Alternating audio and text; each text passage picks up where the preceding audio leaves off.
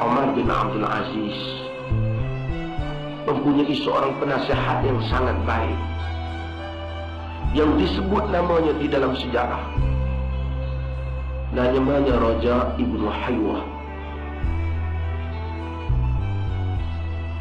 Umar bin Abdul Aziz ni tuan-tuan, keluarga kaya, keluarga menteri dan keluarga khalifah, dan terkenal sebelum menjadi khalifah selalu berpakaian dengan pakaian yang cantik. Suatu hari sebelum dia jadi khalifah, raja ni duk khidmat dengan dia lama, pernah membeli pakaian untuk dia, harganya 500 dirham. Dan Umar Abdul Aziz pegang kain tu, dia kata, "Jayyid laula annahu rakhis." Bagus pakaian ni tapi murah, dia kata. Duit kuat, duit banyak.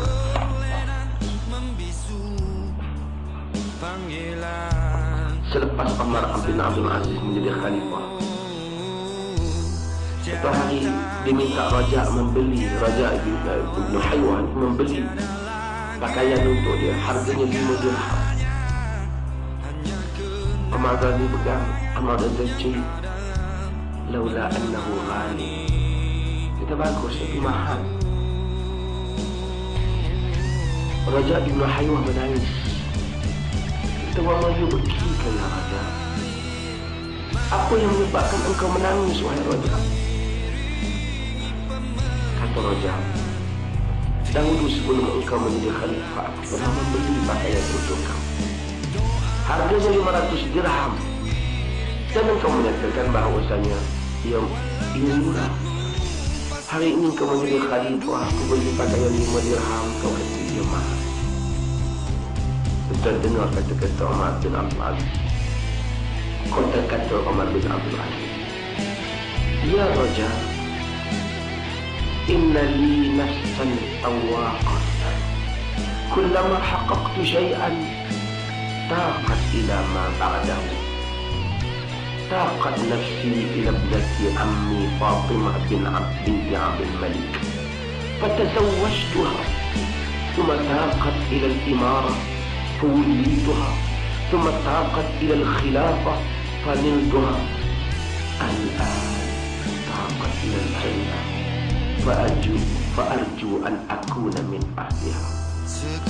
Wahai Raja, aku ini mempunyai satu jiwa yang sentiasa merindui perkara yang lebih tinggi. Dahulu aku inginkan, aku rindukan, aku ingin memiliki sepupuku Fatimah binti Abdul Malik, anak khalifah, dan aku telah pun berkahwin dengannya. Kemudian timbul keinginan ingin mendapat jawatan gubernur untuk dia, dan aku pun dilantik. Kemudian timbul perasaan tentang piawaian kedudukan khalifah. Dia nak ni bukan nak buat, nak kerana dia nak ingin baiki jawatan. Dan kemudian aku pun menjadi khalifah. Sekarang wahai Raja, yang tinggal bagiku keinginan untuk menjadi ahli syurga. Aku berharap aku dapat menjadi ahli. Tuan-tuan, banyak di kalangan tuan-tuan telah pun mencapai sebahagian besar daripada hidup dan cita-cita harta dan kekayaan. Untuk saya masuk nak ceramah di sini sejak tadi, rasa kecil benarlah kereta saya tu.